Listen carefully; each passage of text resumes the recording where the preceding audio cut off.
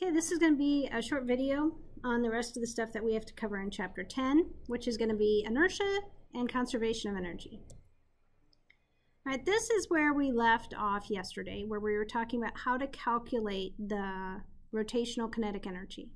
So we started out with linear kinetic energy, and then we used our equation to go between linear velocity and angular velocity. And then I just rearranged this. So if we wanted to find the kinetic energy of a rotating object, its rotational kinetic energy would be 1/2 mr squared omega squared. Now we can also write this kinetic energy as 1/2 I, which is the moment of inertia, times the angular velocity squared. And that moment of inertia is given by the sum of the masses and all of their locations, so mr squared.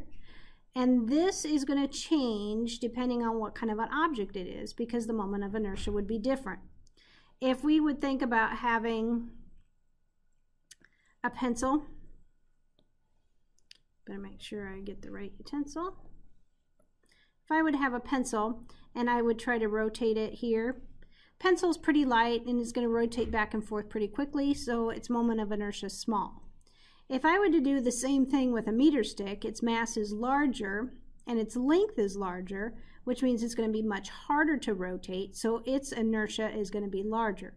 And when we talked about inertia before, we said that's its resistance to change its motion. So rotational inertia is the resistance to change the rotating motion. So the larger the inertia, the harder it is to rotate. Now for various objects, the rotational inertia is going to be different because they're all going to have different amounts of inertia depending on their masses and where we're trying to rotate them from. So there is a chart in your book that has many more than what this one has, but this is going to be useful for us as we go through and do our calculations. So you'll probably have to look up some of those rotational inertias. All right, in this case we have a disk and then we have a hoop. And they have the same mass and the same radius, and we want to know which one is going to hit the bottom first. So we want to go back and look at our chart that we had. So for the hoop, it's 1/2 mr squared. For the disk, it's mr squared. For the disk, it's 1/2 mr squared. So 1/2 mr squared is less than the hoop, which means this disk has less inertia and therefore will rotate faster and get down to the bottom first. So it says the disk because it has less rotational inertia. All right, so before we looked at this, so we said the total kinetic energy is both the linear kinetic energy and the rotational kinetic energy.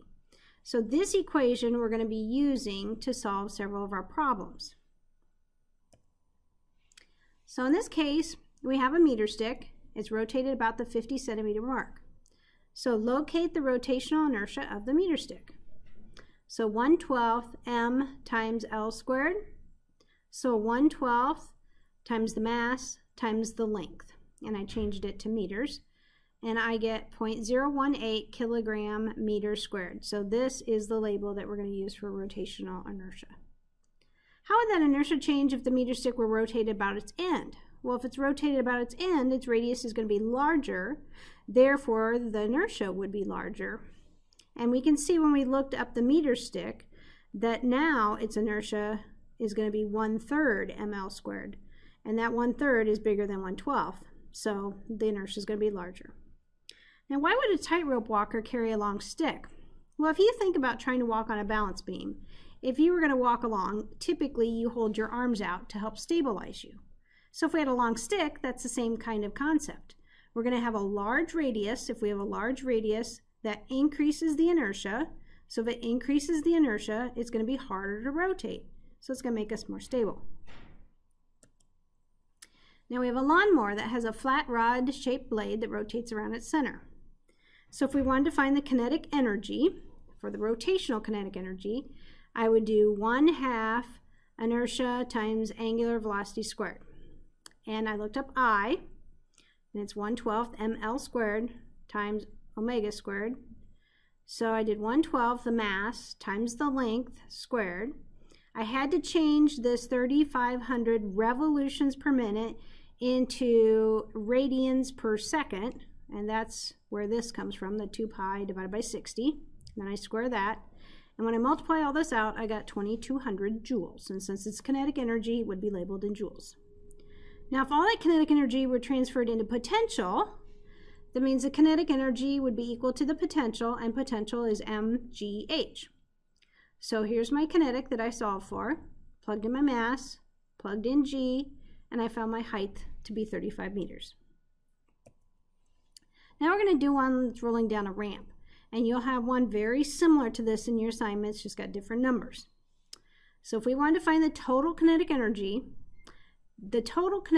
at the bottom is equal to the amount of potential energy that we had at the top. And potential energy is mgh. So I took mass times g times the height of my ramp, and I got 18 joules. So that's going to be my total energy. Now keep in mind that total energy is a combination of both the rotational and the linear kinetic energy. So total kinetic energy is the linear, the translational, plus the rotational. For the linear, it's 1/2 mv squared. Rotational is 1/2 I omega squared. So I have 1/2 mv squared for my linear, and then I, for this, is going to be 2/5 mr squared. I looked that up off that table. And then omega is the same thing as v divided by r. Now the r squared here and this r squared on the bottom would cancel, so I'd have 1/2 times 2/5 mv squared. So in this case, I have the same 1/2 mv squared in both terms, and that's that linear kinetic energy. So the linear kinetic energy plus 2/5 of the linear kinetic energy is equal to the total, which means the total is 7/5 the kinetic energy of the linear. So I got the 18 joules from the slide before. It's equal to 7/5 times the linear kinetic energy. So I solved that and found that the translational, or the linear kinetic energy, is 13 joules. Now if it's 18 total, the rest has to be rotational. So I could take 18 minus 13, that would tell me it's 5. But in this case, I said, well, if this rotational is 2/5 of the linear, I just took 2/5 of the 13, and I got 5.3. But it would work the same whether you took 18 minus 13 or did it this way. So 13 of it is the linear, 5.3 is the rotational. And like I mentioned before, you'll have one very similar to this on your assignment, except different numbers. All right, so that's the end of the video on Chapter 10, and that should conclude Chapter 10.